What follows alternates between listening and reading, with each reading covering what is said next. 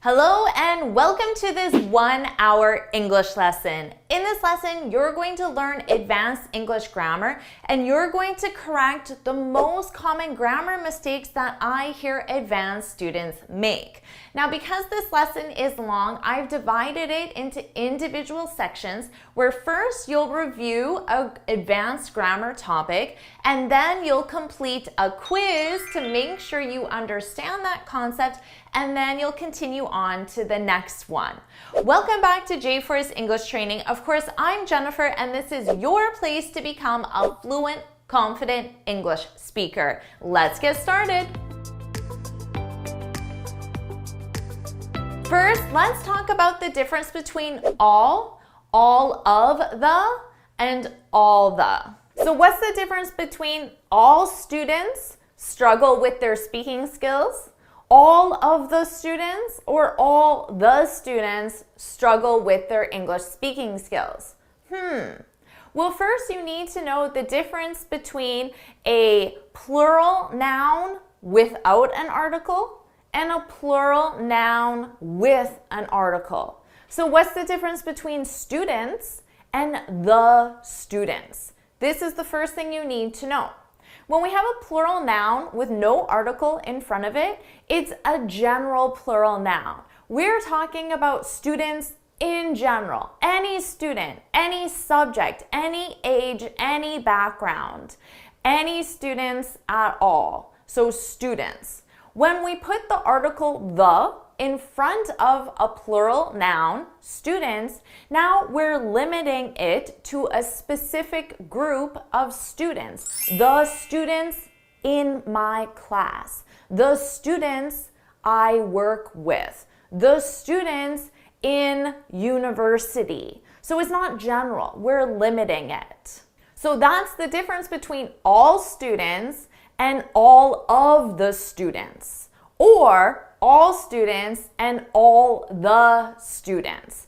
All students is general, the students is specific. Now, of course, that leaves us with the question, what's the difference between all of the students and all the students? So why in one case we use the preposition of and in the other we don't? The answer is simple. In spoken English, we just leave out the word of because it's only there for grammar and it's not there for meaning. And this is just an acceptable thing that we do with the structure all, of, the, and a plural noun. You can think of as optional, and when we remove it, this is generally done in spoken English, and there is no difference between the two. However, to be safe and to make sure you're always grammatical, I recommend using of because it's always correct.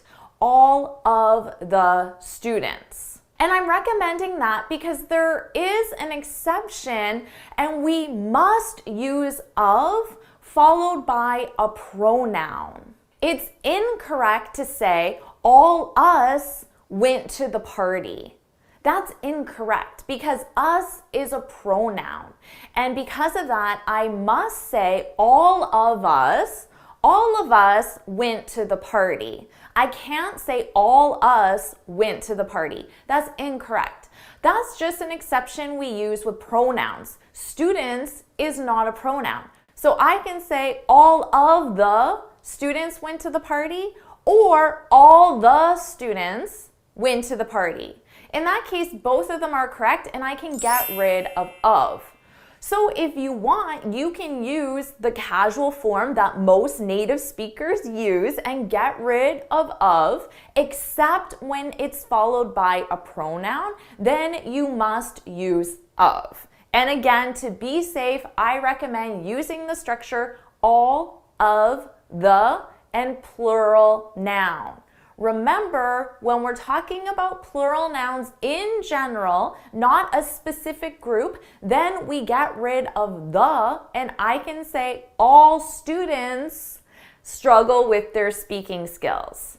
So to summarize, all three are correct. So now it's your turn to practice. I want you to leave 3 examples in the comments below. And remember, if you get rid of, you can't use a pronoun. So remember that. So leave your examples in the comments below. Are you ready for your quiz?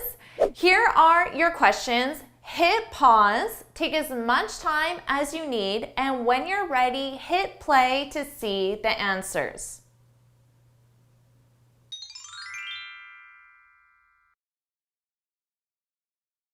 How did you do with that quiz? Share your score in the comments and let's continue on to the next section. Now let's talk about although, even though, and though. All 3 of these are transition words. They're used to show contrast. So what does that mean? To show contrast, it means you're going to have 2 ideas, and the transition word, although, even though, or though, are going to connect those 2 ideas together.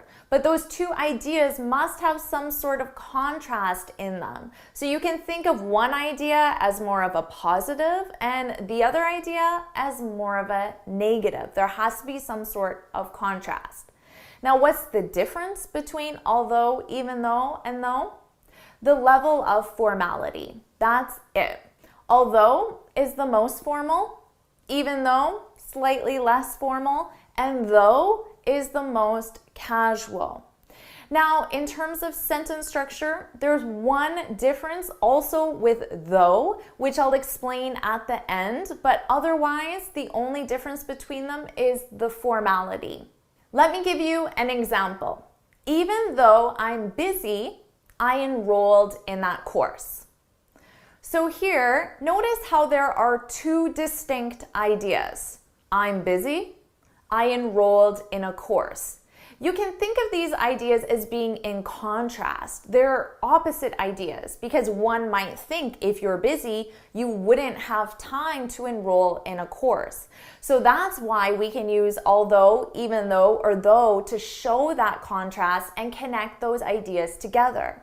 Now notice the placement here. Although, even though, or though can come at the very beginning of a sentence. You can say, even though I'm busy, although I'm busy, though I'm busy, I enrolled in that course. Now, another common placement is to have although, even though, or though before your second idea. So you can think of it in the middle of your sentence. So I can take that exact same sentence, but change the placement and say, I enrolled in that course even though I'm busy.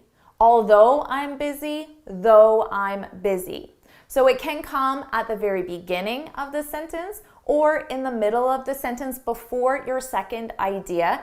And it doesn't matter which one you use. Both of them are interchangeable and they both sound professional and natural. Now remember at the beginning of the video, I said there's one sentence structure with though that's different. And that sentence structure is that you can use though at the end of your sentence. This can only be done with though. So we don't do this with although and we don't do this with even though. It can only be done with though.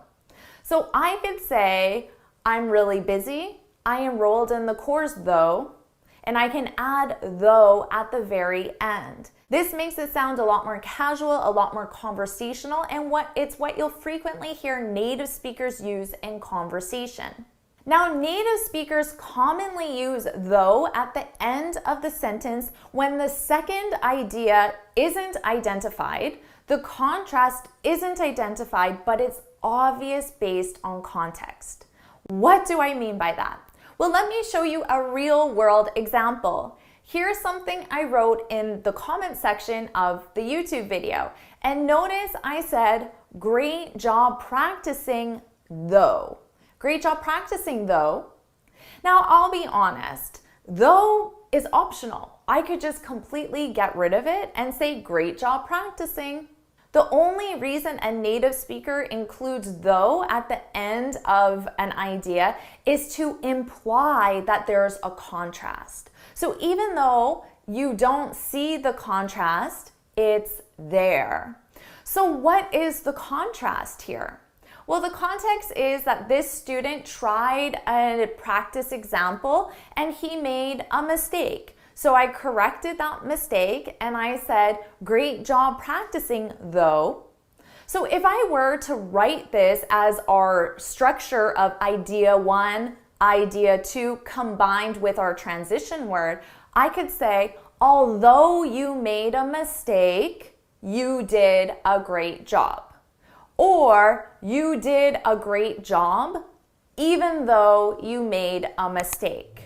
So notice that I can take that same meaning and just imply that the contrast is there by using though at the very end of a sentence and only having the one idea. This is probably an advanced use and you probably won't feel comfortable using it yourself right now, but a lot of students are confused when native speakers just throw in a though and say something like thanks though, I'd love to though. So now you understand the only reason we're doing that is to show a contrast. So now you know how to use although, even though, and though. I'd like you to leave 3 example sentences, 1 using the transition word at the beginning, 1 using the transition word in the middle, and 1 using though at the end. Remember, for the final example, it has to be though because that's the only one we use at the end. Are you ready for your quiz? Here are your questions. Hit pause, take as much time as you need, and when you're ready, hit play to see the answers.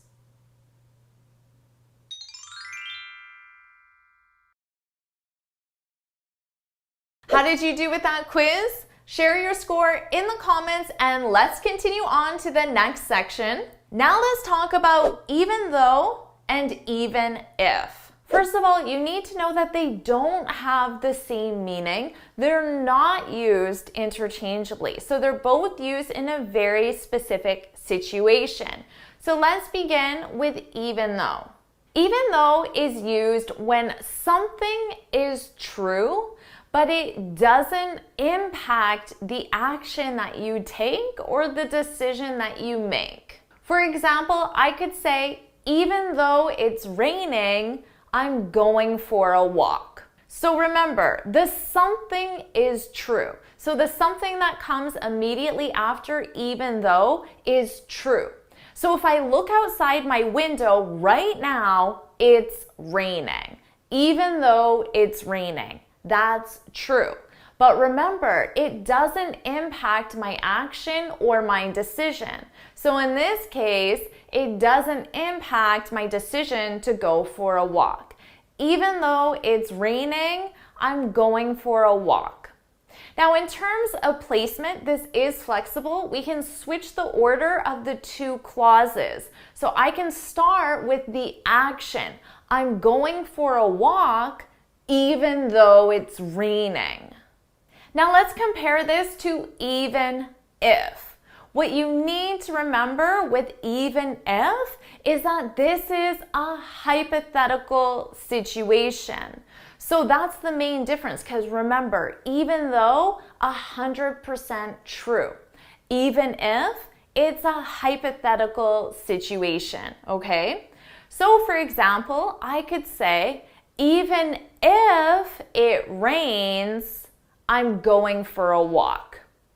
So when I look out my window, at this moment in time, it's not raining because I'm just talking about a hypothetical situation. But for me to say that, even if it rains, most likely it looks like there's dark clouds. It looks like it's going to rain. There must be a reason for me to talk about the rain if I use this expression. Even if it rains, I'm going for a walk. Now, it may rain.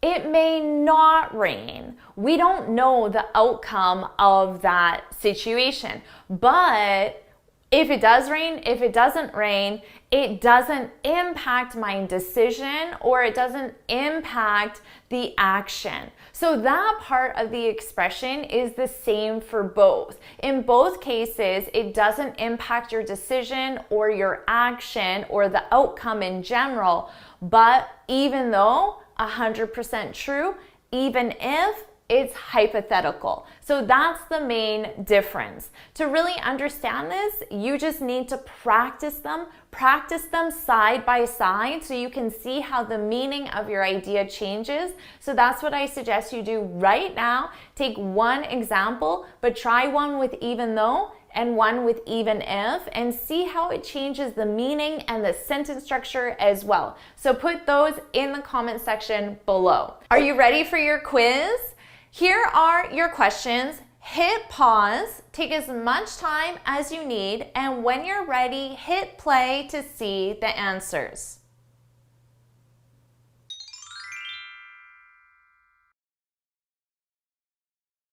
How did you do with that quiz? Share your score in the comments and let's continue on to the next section. Now let's talk about as if and as though. Now, in terms of difference between the two, there is no difference, so you can use them interchangeably. They have the same meaning. With that said, as if is a lot more common. So if you had to choose between using one, I would recommend as if. The examples I give you are all going to use as if because it sounds way more natural to me and I don't really use as though in my speech. So I recommend using as if, but you can absolutely use as though and it has the same meaning. So as if and as though are conjunctions. We use them in two different ways. The first is when it's an unreal comparison. So the important thing to keep in mind here is this is an impossible situation. It's a hypothetical situation. So because of that, we're going to use the subjunctive verb tense. I could say he acted as if he were the CEO. So here in this sentence, he were the CEO. Notice were. That's the subjunctive verb tense because in a past simple sentence, I would simply say he was the CEO. But that means it was real. It's in the past simple, so it's over. The action is complete. But at a time in the past, in reality, he was the CEO. But in my example, he acted as if he were the CEO. This is an unreal comparison. I'm comparing him to the CEO, but he is not the CEO. Because of that, I'm using the past simple in the first part of the sentence. I'm using as if as the conjunction. And then after as if, I need a clause. So just a subject, a verb, and an object. But that verb should be in the past subjunctive. So just make sure that verb to be is in were for all the subjects. I could say, I acted as if I were the CEO. But because I used as if I were, you know that I'm not the CEO. It's an unreal comparison. Now, another common way we use as if and as though is for a situation that seems likely or seems possible. In this case, we're not using the subjunctive because there is a possibility that it can be real. So because of that, we're just going to use different verb tenses depending on the context and where we are on our timeline. So I could say, you look as if you haven't slept in days. So here, you haven't slept in days. That's in the present perfect because it started in the past and it continues until now. And I'm using as if to suggest that although this seems possible, it seems likely, I'm not 100% sure that it's true. So there is some doubt to the statement. You might reply back and say, no, actually, I've been sleeping fine. Now, in this use only, when we're using it for something that seems likely or possible, but we're not 100% true, native speakers commonly use like. You look like you haven't slept in days. And honestly, for me, it sounds a lot more natural to use like. I used as if because that's the purpose of this video, but in an everyday conversation with friends or coworkers, I would use like. So to summarize, as if and as though have the same meaning. They're both conjunctions. However, as if is a lot more common and I recommend using it to sound more natural. They're used for two different reasons. The first is an unreal comparison. You have to use the past simple and the past subjunctive verb tense. And the second time you can use this is when you're suggesting that something seems likely or possible, but you're not 100% sure. And in this case, you can use any verb tense depending on the context. And you can also substitute as if for like. So now you know how to use as if and as though, so it's your turn to practice. I want you to leave two examples, one, the unreal comparison, and the second example for the seems likely or possible. So put those in the comment section below. Are you ready for your quiz? Here are your questions. Hit pause, take as much time as you need, and when you're ready, hit play to see the answers.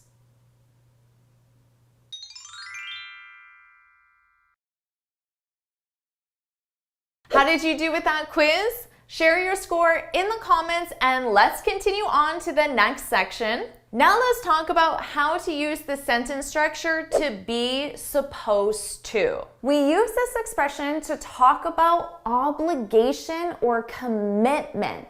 So when you use this, you're using it with something that you're required to do because of an obligation or commitment. Let me give you an example sentence. Tonight, I'm going to a little holiday party. So this morning I said to Kevin, I said, what time are we supposed to be there? What time are we supposed to be there?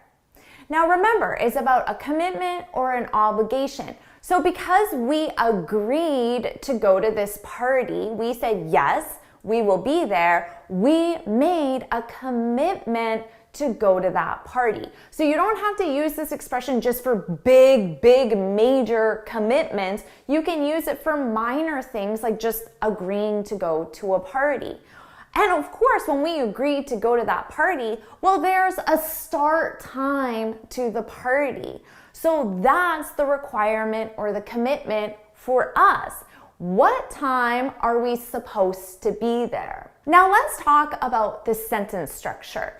So our sentence structure is to be supposed and then infinitive. So the to be supposed to, that to belongs to the infinitive verb. Now here's what you need to keep in mind. This is a to be expression. That means to be is our main verb. It's the verb that's conjugated according to the subject and according to the time reference. Suppose is always in an ed form, okay? Always. It doesn't change. And we always use the infinitive following suppose. So in my sentence, what time are we supposed to be there? Now, are is being conjugated with our subject, we, right? And for verb tense, it's in the present simple, okay? The verb to be is being conjugated in the present simple. Now, we use the present simple form in this expression to talk about a future event. That's what you need to keep in mind. So the party I'm going to is tonight. It's in the future, but I'm putting my verb to be in the present simple. Let me give you another example. I could say, I'm supposed to call my uncle tomorrow.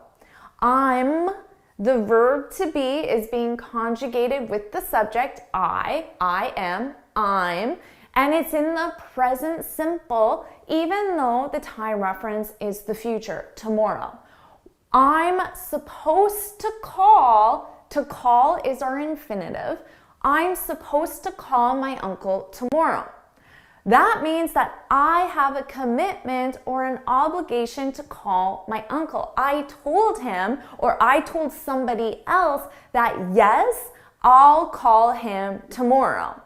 I'm supposed to call my uncle tomorrow. So just remember, for a future commitment, we use our expression in the present simple, and it's the verb to be that's being conjugated with our subject and in the present simple. Now, also keep in mind that whether or not I actually call my uncle tomorrow is not known, okay? It's a future event. Will I do it? Who knows? That's not really the point. The point of this expression isn't to talk about whether or not that action actually happens. The point is just to express an obligation or a commitment. I'm supposed to call my uncle tomorrow. Maybe I will, maybe I won't. I guess it depends what happens tomorrow, how busy of a day I have. But I do have an obligation, or I made a commitment to call him. Now, this expression is commonly used in the past as well. So we've already talked about how to use it in the present simple, so let's talk about how to use it in the past. Let me give you an example. I could simply say, I was supposed to call my uncle yesterday, okay? I was, our verb to be, is in the past, and it's conjugated with the subject I. I was supposed to call. Remember, suppose and infinitive does not change. I was supposed to call my uncle yesterday. Now, question for you. If I say, I was supposed to call my uncle yesterday, did I call my uncle yesterday?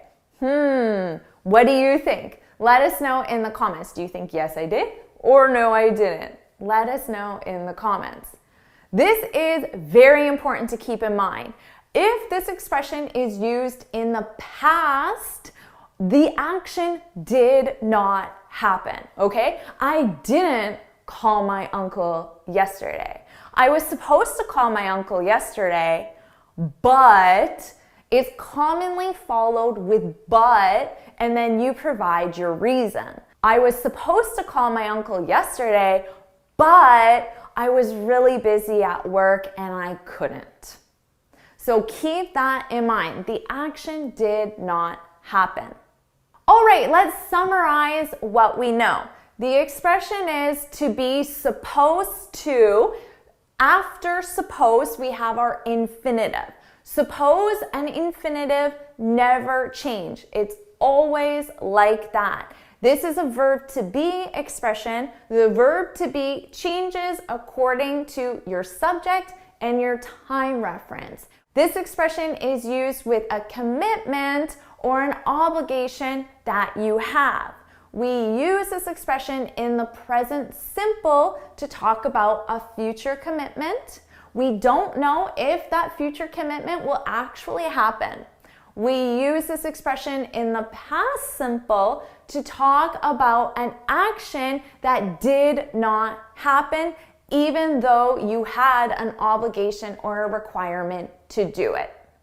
So now you know how to use the expression to be supposed to, and now it's your turn to practice. So make sure you leave 2 examples in the comments below. One in the present simple for a future event, and the other in the past simple for an action that did not happen. I can't wait to read your examples. Are you ready for your quiz? Here are your questions. Hit pause, take as much time as you need, and when you're ready, hit play to see the answers.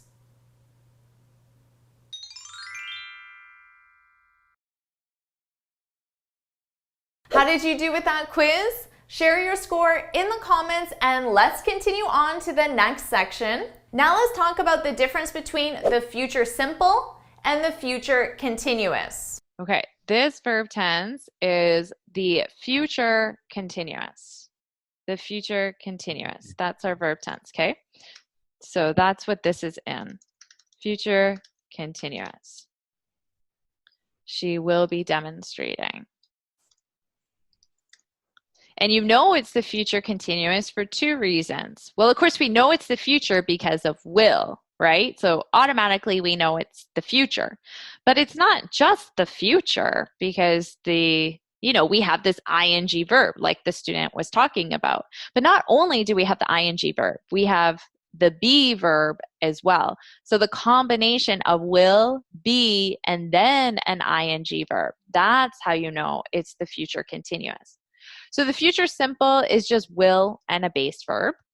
The future continuous is will, be, and then you put your verb in ing. It's always be because will is a modal, and after modal we use the base verb. So it's always be. That does not change. And then just add ing to your verb. So why are we using the future continuous here is now the question, because it's not just why we're using the ing. We're using the ing because it's the future continuous. And the future continuous requires the ing verb. But why is this sentence in the future continuous?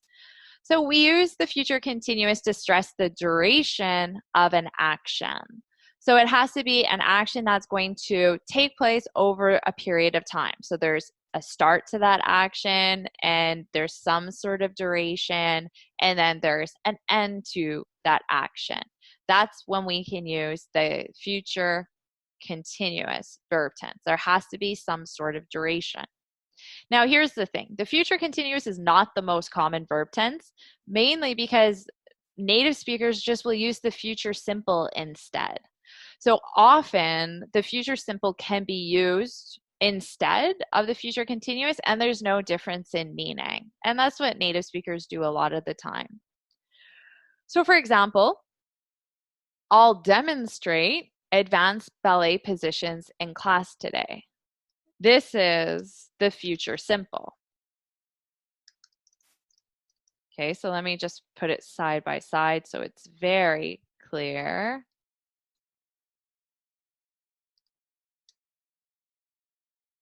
I guess I should have said she'll to make it the same. And I won't use a contraction just to make it very obvious. She will demonstrate. This is the future simple. Will and base verb. She will demonstrate advanced ballet positions in class today. She will be demonstrating advanced ballet positions in class today. So this is the future continuous. Now, although they're in different verb tenses, and although we use the future continuous to stress the duration of an action, I don't hear a difference of meaning between these two. Like ultimately the meaning is the same. So because of that, native speakers will just use the future simple. Now let me just give you another example. I'll be reviewing the exercises tomorrow. I'll review the exercises tomorrow.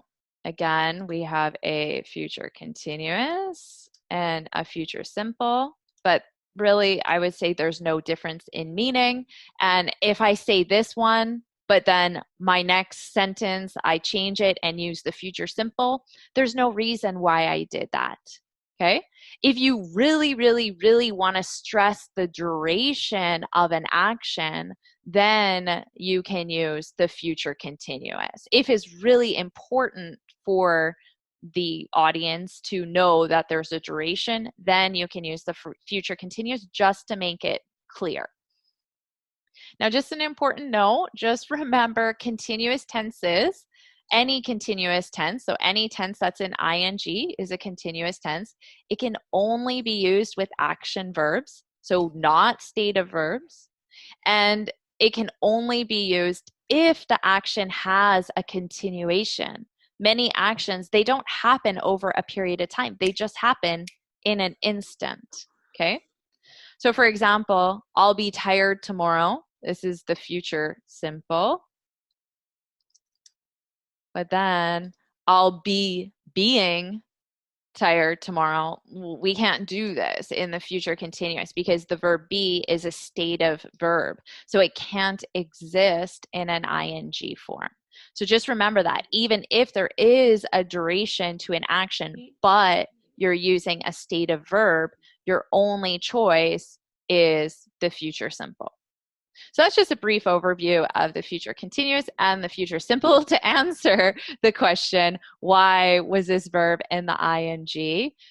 Ultimately, the future continuous is not the most common verb tense in English. So as long as you're comfortable with the future simple, you'll be fine. Are you ready for your quiz? Here are your questions. Hit pause, take as much time as you need, and when you're ready, hit play to see the answers.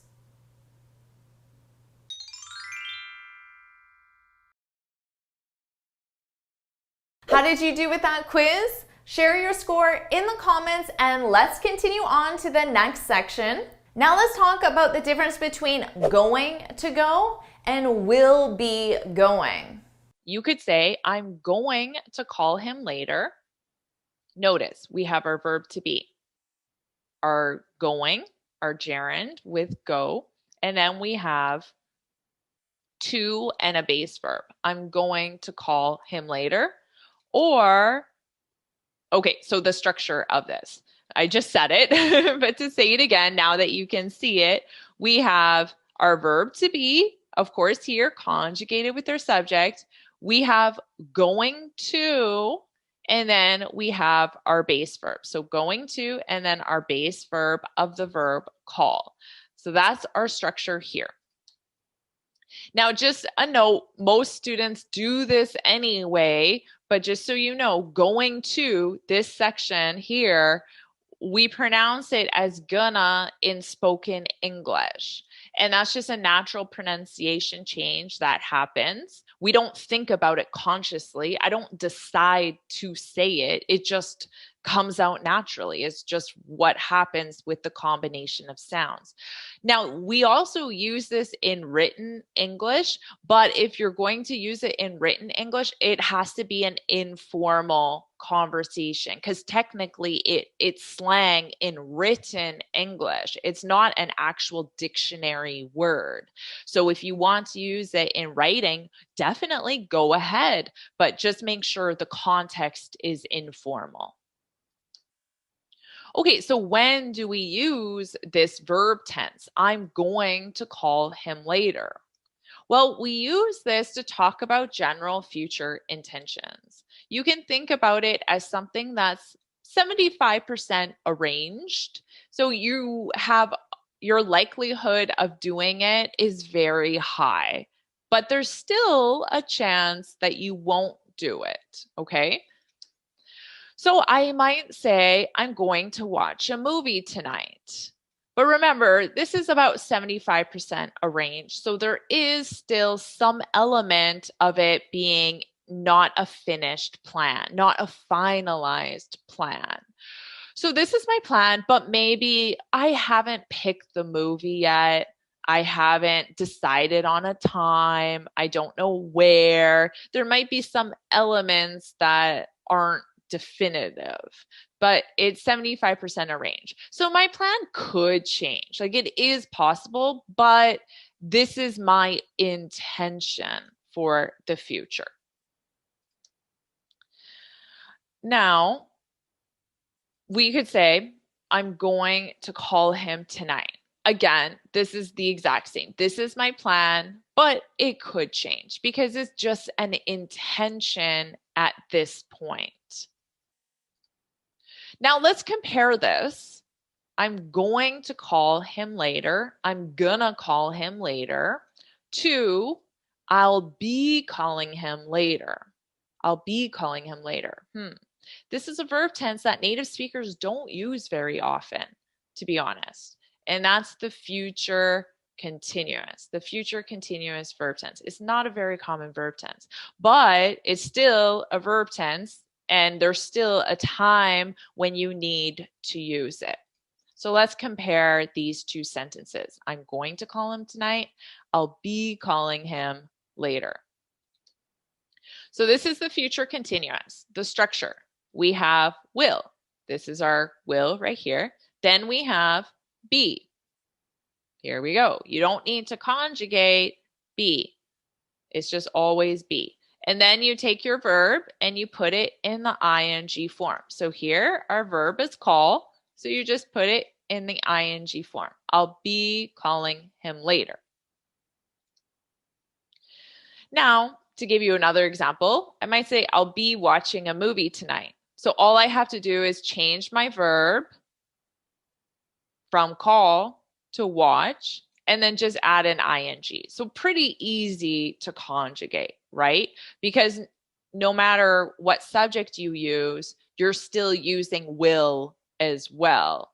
You'll be, she'll be, will be, right? There's no difference. So it's pretty easy for conjugation. Will be, and then your ing. So when do we use this? This is used in a very specific way. And that's why it's not the most common verb tense, because we only use it in one specific way, and that's to talk about something happening at a specific point in the future. Okay, that's when we use it. We don't use it just to talk about our plans for the future. We have to imagine that it's the future, and at that future moment, I'm doing something. And then I'm now describing what I will be doing in a future moment. So it's just not very common in conversation that we talk about that, right? We don't imagine a future moment and then tell someone what we will be doing at that future moment. We more so talk about it just as our future intentions. So that's why it's just not a very common verb tense compared to I'm going to. Oh, I'm going to do this, going to do that.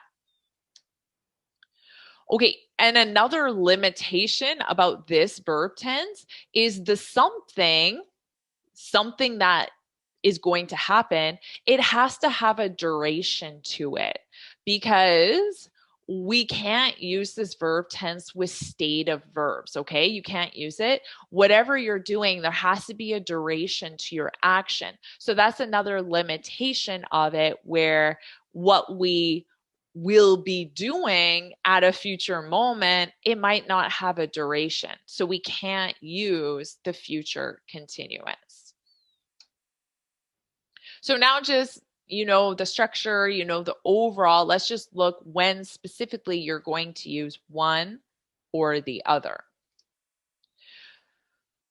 If you're talking about plans, arrangements, general future intentions, you're going to use be going to.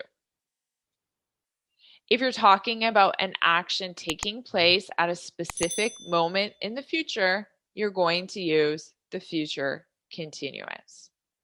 So let's look at some examples on Youglish, just so you can see real native speakers using these two verb tenses in a natural context. So here's an example on Youglish. I'll be discussing things that I wish I knew starting out. Now, you only see one sentence, right? That's all you see. So I might add to this a specific future moment. So I might say, on Monday during the interview, I'll be discussing. During tomorrow's meeting, I'll be sharing. Next week at the conference, I'll be presenting. So it's almost like you're projecting yourself into the future, and you're talking about what you will be doing at that future time. But there has to be an action involved that has a duration, remember. So generally, when we use the future continuous, we do mention that time in the future, because it's important to know that when we use the future continuous. So this can be a useful thing when you use the verb tense, is state that future moment. Next week, when I'm on vacation, I'll be reading my favorite book, something like that. Okay, another example. I'll be listening to you breathing. Now remember, like there's a comma here, which shows that the example keeps going, but it will switch to a different screen, right? So I can only have this one screenshot. But if I just saw this as a sentence with nothing else, I'll be listening to you breathing. My question would be, well, when? When is this going to happen? Unless it's obvious based on context. If it isn't obvious, you should state it if you're using the future continuous. So maybe it will be once the exam starts, because why else would you listen to someone breathing if you're not doing some sort of exam, some sort of, medical exam. So once the exam starts, I'll be listening to your breathing. I'll be asking you many questions. I'll be monitoring your heart rate. These are all the things that I'll be doing at this future time when the exam starts. So let's see just some examples with going to. Now, because this is such a common verb tense, I'm sure you're more comfortable seeing it. The first thing I'm going to do is, okay, remember, to be, so we have I am, to be, going to, and then our base verb is do. So this one's pretty easy. It's just a general future intention. That's it. Pretty easy. Or here's another one. I'm going to marry. Who I'm going to marry. So just talking about, again, a general future intention. Here, our base verb is marry, to marry. And then because our subject is I, we have the same auxiliary verb with our verb to be, am. I am. I'm going to marry. Who I'm gonna marry. Who I'm gonna marry. So let's just see these two side by side so you can understand the difference between them. So I might say, I'm going to propose to Sarah. I'm using this example because this one he's talking about who he's going to marry. So I have marriage on the brain. I'm going to propose to Sarah. So imagine I just share this with a friend. I'm going to propose to Sarah. I'm just sharing, this is my general future intention. Remember, it's only about 75% arranged. So maybe at this exact moment, I don't know exactly when. I haven't picked the date or the restaurant I'm going to take her to or anything like that. But in my mind, I'm like, this is going to happen. 75%. Like I'm committed. Maybe not 100%, but I'm like more committed than I'm not committed to proposing to Sarah. I'm going to propose to Sarah. So general future intention. Now, I might talk about a future moment. I'm going to put myself in the future and say, I'll be getting married on Saturday at 2:00 p.m. Okay, so putting myself out, future timeline. It's Saturday, 2:00 p.m. What will you be doing? So that's the thing. This is why it's not that common, because who comes up to you and says, on Saturday at 2 p.m., what will you be doing? It's not that common, right? But it is common when we talk about goal setting. When you're thinking about your goals for the future, you might ask yourself, okay, this time next year, what will I be doing? I'll be XYZ. So when you're goal setting, things like that, it is quite common to use the future continuous, but in an everyday context, it isn't that common to project yourself into the future and imagine this action taking place. It's more common just to talk about your general future intentions. So hopefully this helps seeing two examples side by side. And if anyone has any questions, let me know. Are you ready for your quiz? Here are your questions. Hit pause, take as much time as you need, and when you're ready, hit play to see the answers.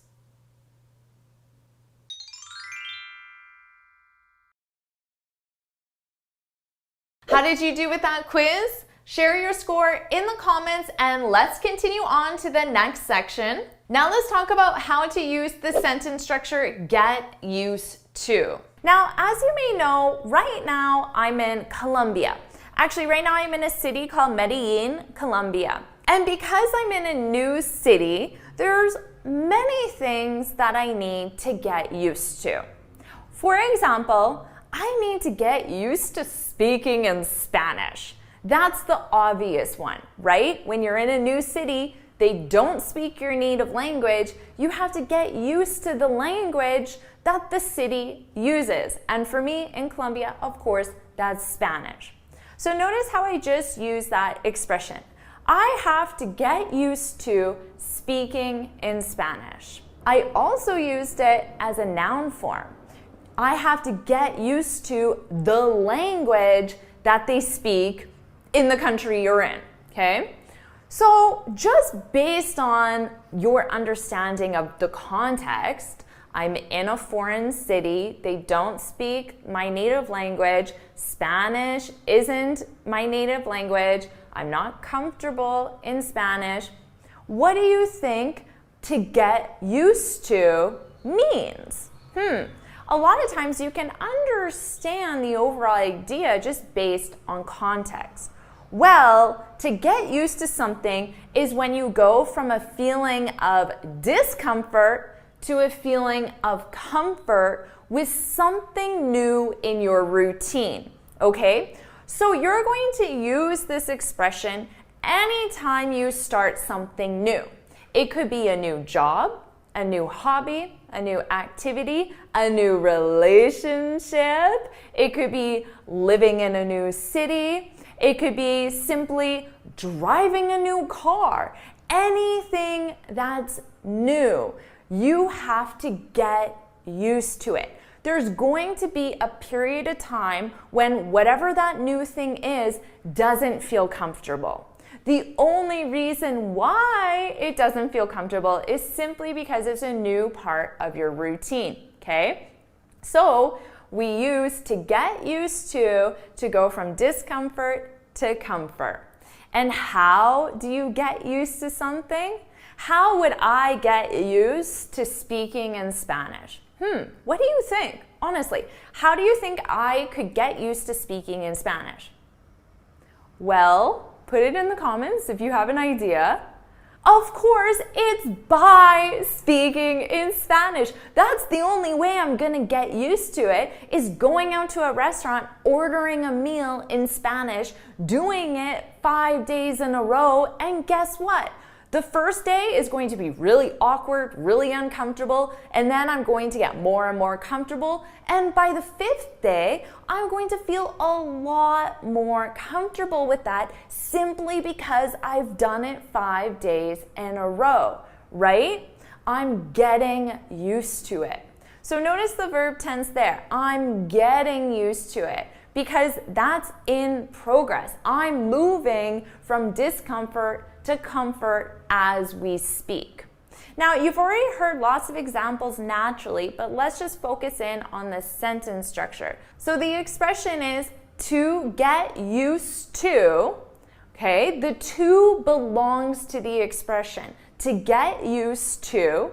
And then to complete the sentence, you need either a gerund verb, so that's your verb in ing form, okay? To get used to speaking in Spanish, or you can have a noun to get used to plus something plus a noun. So to get used to Spanish. Spanish is a something, it's a noun. I need to get used to Spanish. I need to get used to speaking Spanish. Now notice with both of these sentence structures, I use an additional verb. I need to, I have to, I should, I'm trying to, we would need something before it in this specific sentence. Now, in the present continuous, you can use get used to as your main verb. You can say, right now, I'm getting used to speaking in Spanish. So remember, we use this expression when anything is new in your routine. So let's imagine that you started a new job, okay? What do you think you would need to get used to? So a feeling of discomfort and go to a feeling of comfort. What do you think you would need to get used to? Give me an example. Make sure if it's a verb, it's a gerund, and you can use a noun as well. So give me an example and put it in the comments below. Take your time. Pause the video if you need. What would you need to get used to when you start a new job? Well, you would have to get used to, notice I said you would have to get used to because it's a hypothetical situation. You'd have to get used to your boss, so that's a someone. You'd have to get used to your boss. You'd have to get used to your colleagues. You'd have to get used to the policies of that organization. You'd have to get used to getting to work. So maybe you have to take a different route, or maybe you have to take the train instead of your car. So you have to get used to that new method of transportation. What else? You have to get used to the hours. Maybe the hours are different. You have to get used to your tasks. So maybe one of your tasks is editing videos because that's what I'm going to do with this video. Okay, so your new task is editing videos. You've never done it before, or maybe you're just not comfortable with the software that they use at this new job. So you'd have to get used to the editing software. You'd have to get used to editing videos. That's your verb in ing. You'd have to get used to the process that they use for editing videos. So there are so many things you'd have to get used to when you start something new. So let's have some fun with this. You've heard lots of examples using this at a natural pace. Hopefully you understand that sentence structure by now. If not, go back and review it. But let's practice this. So I want you to identify a new activity. Remember, it could be anything new.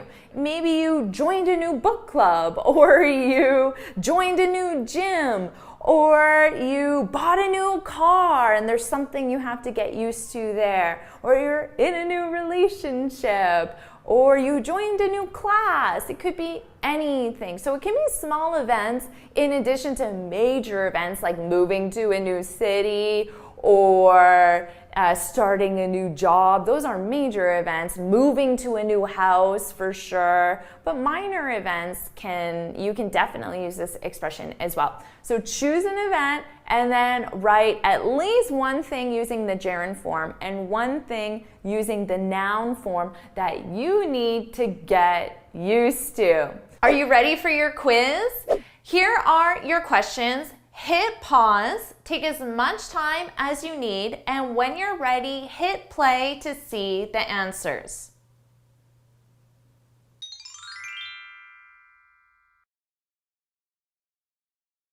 And finally, your last section, let's talk about how to use the structure go plus gerund verb. Now, this is a sentence structure that we use in very specific situations. And that one situation is when we're talking about an activity that involves physical movement. So a lot of these are just the physical activities that you do as leisure activities. Now, when we talk about these, we don't follow our basic English sentence structure, which is subject plus verb plus infinitive, which is to and verb. So for example, I don't say, I go to hike every Sunday. Go is our verb. And in the regular sentence structure, the following verb would be in the infinitive, which is what you see here. But this is incorrect. We need our gerund verb, which is simply a verb with ing. This is an alternative sentence structure, an irregular sentence structure that we only use in specific cases. With verbs of physical activity and movement is one of those cases. So I need to say, I go hiking. I take my verb hike, and I simply put it in the gerund form with ing. I go hiking every Sunday. That's the correct sentence structure. So just remember that this sentence structure is subject plus go plus gerund plus verb and ing. Now remember that go is our active verb, and we're going to conjugate it according to the subject and the time reference. So when I say I go hiking every Sunday, that's my verb to go in the present simple conjugated with the subject I because I'm talking about a routine. But let's say my time reference is yesterday. It would be yesterday I went hiking. So remember, our active verb go is the one that's going to change and be conjugated with the subject and time reference, but the following verb, the gerund verb, doesn't change. It's going to stay in that gerund form. Yesterday, I went hiking. Now, I could change my subject and change my time reference, and I could say today, but as a future event, today she's going hiking. So here, my verb go is in the present continuous and is conjugated with the subject, she, but still hiking doesn't change. So remember that. It doesn't matter what your subject is or your time reference is. The verb go is going to be conjugated, but the verb in gerund form, your physical activity, is not going to change. Now, you're probably wondering, what activities can I use this structure with? So I'm going to give you a list of the most common. This isn't an exhaustive list. There may be others not on this list. So if you can think of one that isn't on this list, put it in the comments. So let's review this list together. Running, jogging, hiking, camping, canoeing, kayaking, diving, boating, shopping, snowboarding, skiing, climbing, fishing, surfing, horseback riding. There the verb is riding. Horseback just describes what type of riding, but our verb is riding. Horseback riding and dancing. Again, there may be other verbs of movement and physical activity that aren't on this list. If you can think of any, please put them in the comments below. Now, before you go, let's look at one advanced change to this sentence structure, okay? Let's look at this sentence. I could say, I enjoy going hiking. What's going on here? Now, you see two gerunds.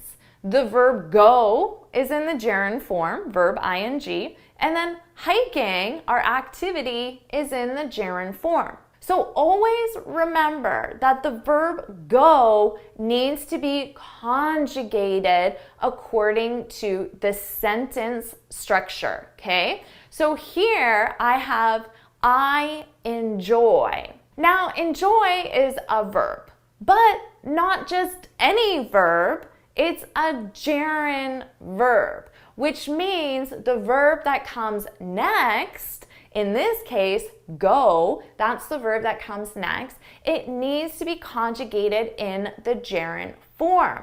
So when you look at this sentence, we have two gerunds. Go is in the gerund form because it follows the verb enjoy, which is a gerund verb. Hiking is in the gerund form because it follows the verb go, and in the context of go plus physical activity, that verb of physical activity is in the gerund form. So as you become more advanced with English, you'll need to identify what's going on in a sentence. If this example is too advanced for you, that's okay. You can just focus on the information I said before and just forget about this one. But if you are at that level where you're nodding your head and you understand me, that's awesome. It shows you have an advanced understanding of English grammar and sentence structure. And if you're not there yet, don't worry, you will be one day. So now you have everything you need to talk about verbs of physical activity and movement. It's your turn to practice. I want you to leave 3 example sentences. Now, all 3 examples have to use different verbs of activity or physical activity movement, different subjects, and different time references as well. So I want you to get comfortable conjugating that verb with the subject and time reference. So put those examples in the comments. I can't wait to read them. Are you ready for your quiz? Here are your questions. Hit pause, take as much time as you need, and when you're ready, hit play to see the answers.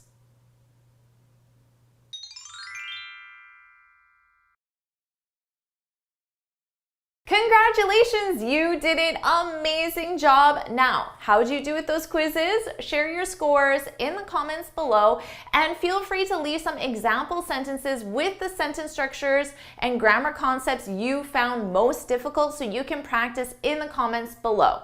And if you found this video helpful, please hit the like button, share it with your friends, and of course, subscribe. And before you go, make sure you head on over to my website, JForrestEnglish.com, and download your free speaking guide. In this guide, I share 6 tips on how to speak English fluently and confidently. And until next time, happy studying!